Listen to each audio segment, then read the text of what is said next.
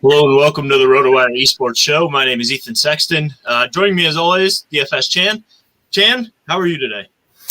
Good. What a chalky, slate for the LPL this morning. But I'm excited about tomorrow morning slate where there are going to be a lot of competitive games in both the LCK and LPL. Yeah, I don't think we need to waste too much time talking about today's slate. It went pretty much exactly as we thought. The only all the chalk-heavy favorites swept their matchups. So as expected when we talked yesterday, I think the only thing that was a little surprising was Afrika with the 2-1 win over KT. To me, it's not that surprising that they won necessarily because it was a pretty even matchup like we talked about yesterday. But the surprising part to me was how well Afrika scored. Yeah, and I think we said this last time, even though I picked KT to win, I was wrong about that. But KT has a good pace of the game, and they have kill potential there. And obviously, if their pace is up, their opponent pace is going to be up as well. So I think the fact that KT played a very competitive game against Afrika, and vice versa. So I think that helped the kill upside for Afrika's in their win today. Yeah, I agree with you. So really short and sweet about today's slate because really I don't find it that interesting to talk about unless you had anything else you wanted to bring up for today before we jump into tomorrow. No, well, at the end of yesterday's video, I said a long GPP shot would have been on Thunder Talk. And man, I don't know if you watched the game from the beginning, but Thunder Talk was winning ahead in gold. Yeah, for a while. So I was like, man, if they win, I would have got that right. But after all, in the mid game and late game, FPX pulled through, and even in the second game, Thunder Talk had a lead, for a little, for a short duration, but FPX kind of pulled through at the end. So. Yeah, I'm actually glad you brought up FPX because I did want to mention that they looked pretty suspect today. I think. As you mentioned, they were behind in both games, and Nuguri was getting just destroyed early, camped hard in both games. And then FPX came around with superior macro play. I think if Thunder Talk had any ability to play the map well, they would have won one or maybe both games. So I'm a little worried about FPX when they start facing some better teams again, but we don't have to worry about that until I think Wednesday next week. They have a pretty tough matchup coming up against WE. But let's jump into tomorrow's slate, Chan, because this is a good one. 5-gamer, but unlike today's 5-gamer, there's some pretty intriguing matchups across the board. Only really one matchup that looks on paper like it's going to be a stomp. And the other 4, I think you can make a case for pretty much any team in these 4 matchups. So let's jump right in here. Kick things off tomorrow, 3 a.m., LGD against JD Gaming. LGD, one of our favorite underdogs so far this year, right? And JD Gaming looked really good so far this split until their last series where they slipped up and struggled. What are you thinking for this split, this series here? I think this is one where you could really take a shot on either side. Yeah, they're both really good teams. LGD has shown up this split with their new jungler in Shadow and ZA mid lane, going back to ZA at mid lane. And so I really like LGD's chances here, even though JDG is a very, they're an elite team. Even though they struggled in their last series a little bit, I think JDG is going to bounce back. So I think either way, it's going to be a very competitive series. I know Shadow is a very aggressive jungler, and so is Kanavi. So I think that's going to be the key matchup to watch out for. But at the end, I just like Zoom and Loken and Lumao over Garvey and Kramer and Mark. So I think I'm going to have to give the edge to JDG. Yeah, I think I agree with you. JDG are the most expensive play on the slate. I believe in every single role, if I'm remembering correctly. Yeah, they are. They're the most expensive, but I think this is where sometimes we get nervous when teams are the most expensive. I think this is a great series for DFS purposes because, as you mentioned, JDG has played at a pretty fast pace to start the split, but LGD have also played at a really fast pace so far this split. So I think whoever wins this series has a pretty good shot at being the top team on the slate, in my opinion. So I'm not afraid of playing JD Gaming as the most expensive team. Any hesitation for you? No, I mean we said this last time when LGD was on the slate, but yeah, they play fast, really fast, and they cause the other team to play fast. But then we see on the other side of the matchup, like you said, JDG. I mean, they played really fast too, and the data supports that too. LGD has 0.97 combined kills per minute, and then JDG has 0.95 combined kills per minute. So obviously, those are really, really fast games and game that they're going to play. Now, on the overall on the slate, RNG actually has the fastest pace, but only by 0.01 over LGD. RNG has a 0.98 combined kills per minute. So those three teams are going to be, the fastest teams on the slate according to the data. But as you know, RNG has only played 3 games compared to LGD and JDG's 8 and 7 games total. So right. I think the data for LGD and JDG are pretty accurate as to how they have been playing in the split.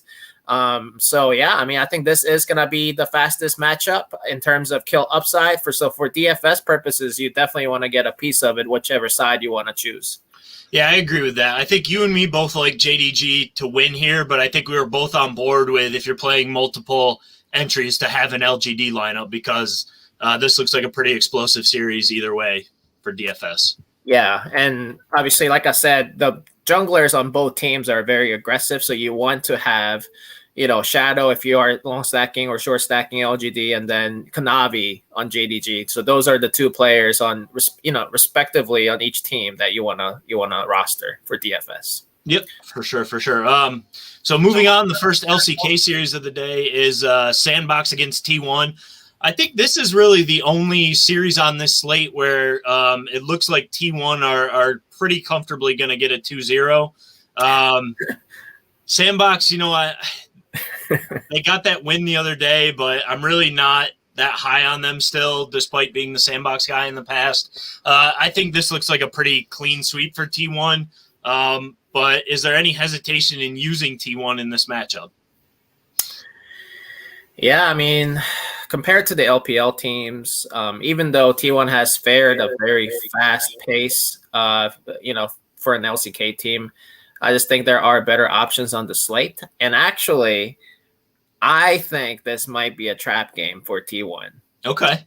I know that Sandbox is full of confidence after winning that series last series, and they have performed well when they win a game. I know in the spring split, that's how they were, that they gained confidence there. They play with their confidence. So whenever they win a series, I think they tend to play better than the next series. And so I like Sandbox's chances here for an upset. So that tells me, I mean, Sandbox may score well, but I just don't think they'll score as well as some other LPL teams on the slate. So I might just do a full fade from this team, from this matchup.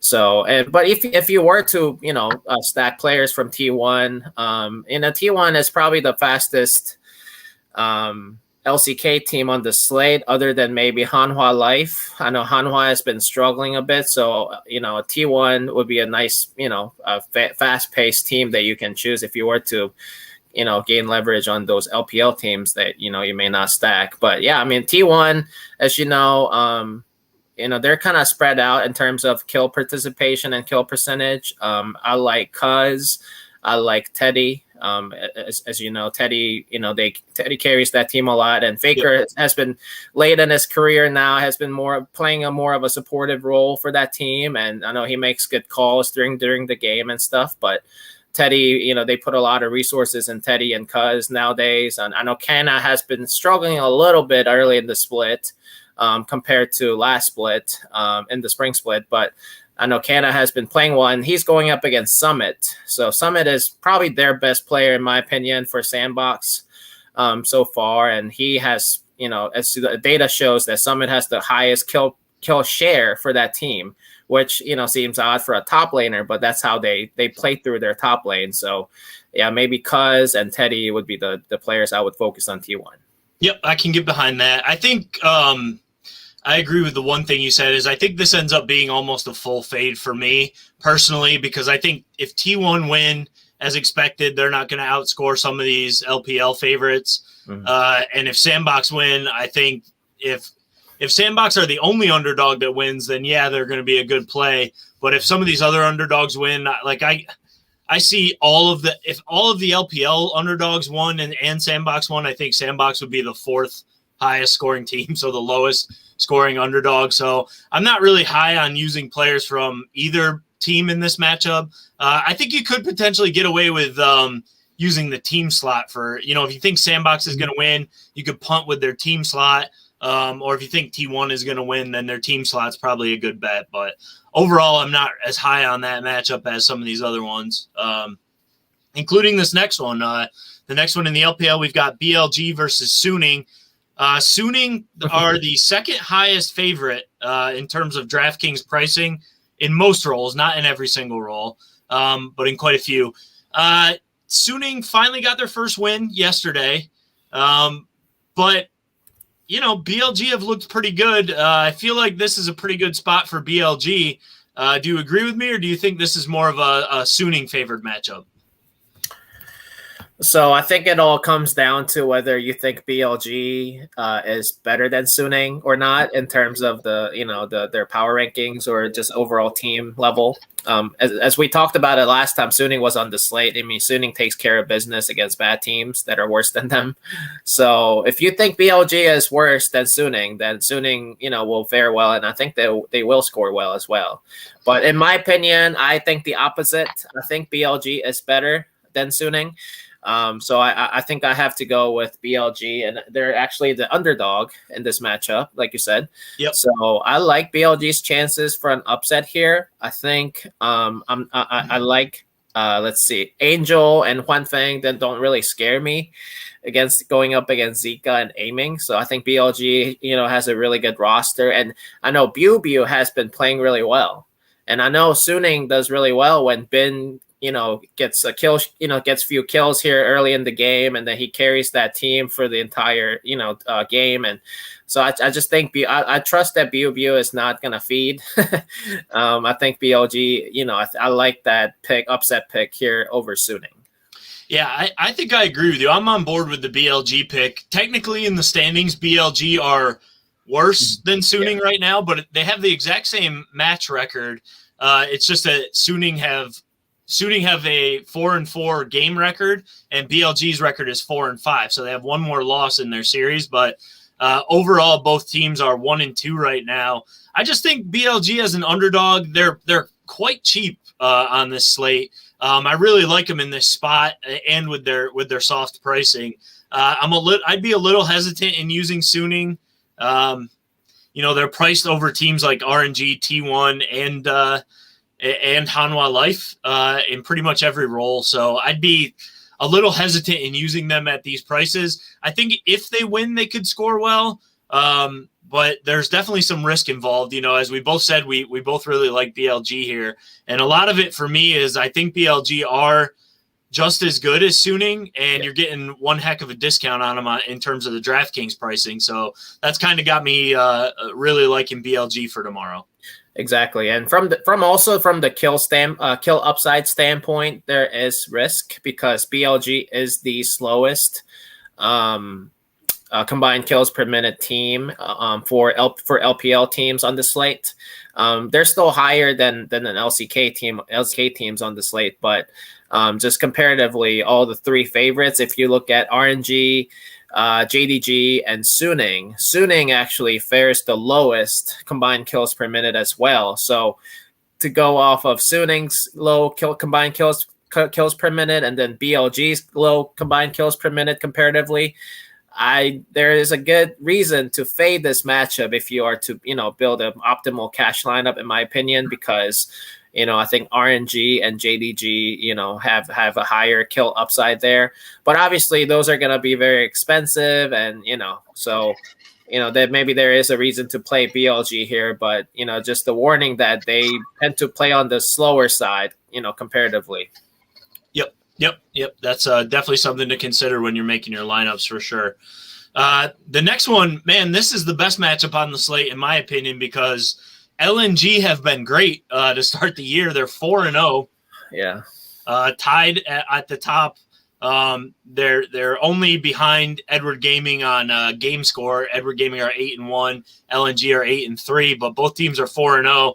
LNG have been lights out to start this split. And normally, we would love RNG against pretty much anybody. But we saw earlier this week in their first matchup, they were brutal, man. They lost to an OMG team that we really don't like that much, despite the fact that they're 2-1 now on the slate. I think if that hadn't happened, we would favor RNG here. But I think given the fact that RNG lost to OMG in their first matchup and LNG are 4-0, including wins over some pretty good teams, do you think that's going to push a lot of people onto LNG, making me wonder, are RNG actually the best GPP play on this slate? That's a tough one. My thinking is primarily, will people go to LNG as a slightly cheaper option in this matchup? They're priced a little bit cheaper than RNG. They've been great this entire split so far, and RNG looked awful on I forget when they played. I think it was Wednesday or Thursday. Yeah. Losing to OMG, but it's still RNG, right? This team has tremendous upside. And if people are going to just browse right over them because they were awful the other day, I wouldn't be too afraid of playing them because we know that they're a good team still. It's just a tricky matchup. But I'm wondering if their ownership is going to be pretty low just given all of those things. Yeah, I think the ownership will be fairly low. If I were to make a prediction on this matchup, I might have to go with LNG in this one. Unfortunately, yeah, I know that RNG, they just look kind of sluggish, against OMG, and I don't know if that's something that can be fixed within a couple of days. That that has been very few days since that last game that they played against OMG, and LNG. I don't know. I mean, I'm so impressed with them so far, and I know that they haven't been dominating per se, like against their opponents. Like I think they won all of their games 2-1, except for the first game against Victory 5. So obviously, they're the kind of team that goes to all three games and duke it out, and they end up as a winning team. But I don't know. I'm impressed with LNG, and I'm not scared of their mid laner for RNG crying. So I think in my opinion, LNG's best player has been Icon. Icon has been just, straight up lights out. He's been on fire, in my opinion. Yep. So I love that matchup over Crying. I know Crying is a solid player. He's on the he's on the MSI Champions team, but in my opinion, their carries are Xiaohu, Wei, and Gala and Ming. In my opinion, Crying is probably the the weakest part of a great weakest part of their roster, exactly. So, I like LNG here. I think I'll have to pick 2-1 again. But at the same time, in terms of kill pace, I think RNG may scale it back a little bit, bring it down a little bit, and focus on the macro game, because I feel like when you come off a bad win like that against the bottom tier team like OMG, they may kind of just regroup themselves and think about the macro game and try to win it that way. And also on the other side, LNG they're not the kind of team where they just constantly team fight and try to win tie their win condition to winning team fights. They play well around the objectives as well, and that's why they've been winning these games against good teams. So I like LNG's chances. Long story short, I have them winning 2-1 over RNG. Yeah, I think I have to favor LNG here too, just based on the form right now, right? Like you're saying, but I do think so. I think LNG are going to end up winning. I'm in line with you on that based on the recent form, but I do think there's something here with RNG for DFS purposes ending up lower owned than they should be, maybe because this is a team that can score really well. It's just, there's risk involved right now because they're not on their top form that we've seen. But I wouldn't be surprised if RNG are like 10% owned tomorrow and end up as in the optimal lineup. You get a little salary savings here, and if people are going to really not be on them, I think they're a pretty good GPP play tomorrow.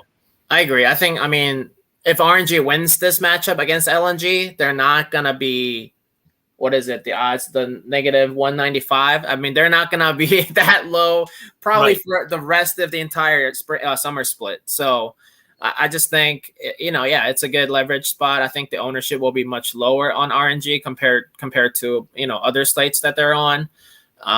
But yeah, I feel like most casual League of Legends DFS players, they look at the Vegas odds and then they try to stack the favorite teams based on the pricing and all that. So yeah, the fact that RNG is probably the lowest favorite amongst the three favorites here. I think RNG would be a good leverage there if you are to play them. So yep, I think so, man. So we'll see what happens in that series. That should be a really good series. I think it's the best one on the slate, and should be a fun one to watch. So the last game, this is also an interesting one, but for opposite reasons, because it's two teams that have been pretty bad so far this year. Hanwha Life, we've expected more, right? We've expected more out of them, but they've been awful. They've been swept in all three of their series. Is this finally the spot where they get right against Fred at Breon, or are they going to continue to just struggle? So I know it's a 7 a.m. Eastern time game, so we're not going to get a confirmed lineup for Hanwha Life. Right. Now, if Dudu starts, I'm going with Breon. If Morgan starts, I'm going with Hanwha. That's how I approach it, because Hoya on Breon has been pretty good. Pretty good in the split. I know their whole team has been playing fairly well in certain spots. They are really good with team fights. So they went through team fights. So I like that chances for Breon. But as you guys know, Breon scores very low. They are the slowest team on this slate. So if I would not recommend using Breon as any of your lineups. But Hanwha Life, on the other hand, they've been struggling, just like you said, Ethan. But is this finally the spot they get it right? Even if they do, will they score well? I don't think so. I think, Breon tends to play slow. I don't think Hanwha is going to, try to win the games through team fights. I think they've been struggling in that regard. I think there were some instances in the last series where I saw the lack of synergy, lack of communication between, I think it was Dudu and Johan. And then I know Chovy's Chovy, but their bottom lane has not been very impressive. Deft and Vista. Vista has been playing decent, but Deft, it's just, he just sits there and farm. That's all he does, really. So, I don't know. I think it's a matchup that Breon can definitely win. But I don't know if they will score well. Either team will score well from the matchup. Yeah, I think I agree. One thing I want to throw out, I may play a Hanwha Life RNG lineup because I think both teams are going to be pretty low owned. I don't love it, I'll be honest, but I think that – so we saw from last split, Hanwha Life have been absolutely brutal in the summer, but we saw last split that they – most of the time they were one of the paciest LCK teams. In wins, they would push 20 kills a game. This is potentially a spot where that could happen. Yes. So I think in RNG – Hanwha Life lineup has upside. It has a lot of downside as well, but it has upside and could be a pretty low-owned combination. I might play one just because I kind of like it in theory, but I don't really like it based on the way the two teams are playing right now. But I think I might go that route. But overall, I agree with you. I think, that's probably a series I'm not going to look at too heavily. Yeah, and Johan and Chovy have been playing well for that team. So, if you think Hanwha is going to score well and play well, I would stack those two players. Yeah, and Hanwha, like you said, looks like, let me look at the combined kills per minute metric. It looks like Hanwha actually has a higher combined kills per minute metric over T1 at 0.85. That's pretty high for an LCK team, and also just generally. That's higher than what we talked about. BLG has a 0.70 and LNG has 0.78 and Suning has 0.82 and Hanwha Life's is 0.85. So that's like faster than 3 LPL teams that I just mentioned. And so, Right. yeah, I mean, they definitely have a kill upside, just like you said, Ethan, even though they're 0-6 in games. Yeah, I was going to say, unfortunately, it's high because they're giving away all the kills. But Exactly. So, but this I mean, is maybe where they can turn things around here. But yeah, the Fred at Breon's slowness is definitely a little scary when factoring that matchup as well. So if somehow you pick Breon and if you think the pace is going to be dictated by Hanwha some reason, I mean, Breon may score well too, but at the end of the day, Breon tends to play very slow. But yeah, I mean, like you said, Hanwha will be a nice leverage pick as well. So yeah, for sure, man.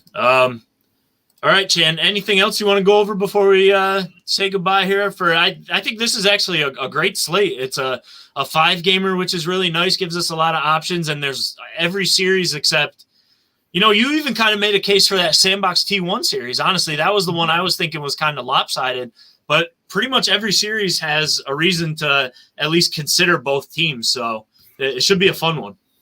Yeah, it should be a banger overall. I think, in my opinion, all 5 matchups have potential upsets in them, even Sandbox.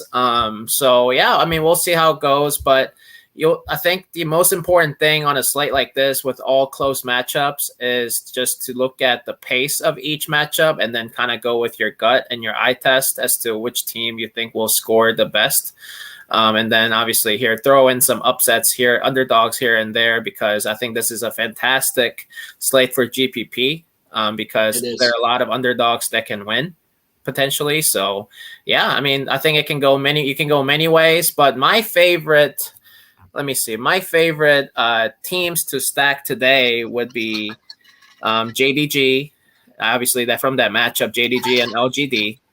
And then I think another team would be LNG. So obviously that LNG Suning, is it LNG? Let me see. LNG versus RNG. RNG. So yeah, I think LNG can definitely pull that off. So yeah, I mean, those LPL teams, I think those are two of my favorite stacks to use today. Yep, I can get on board with that, man.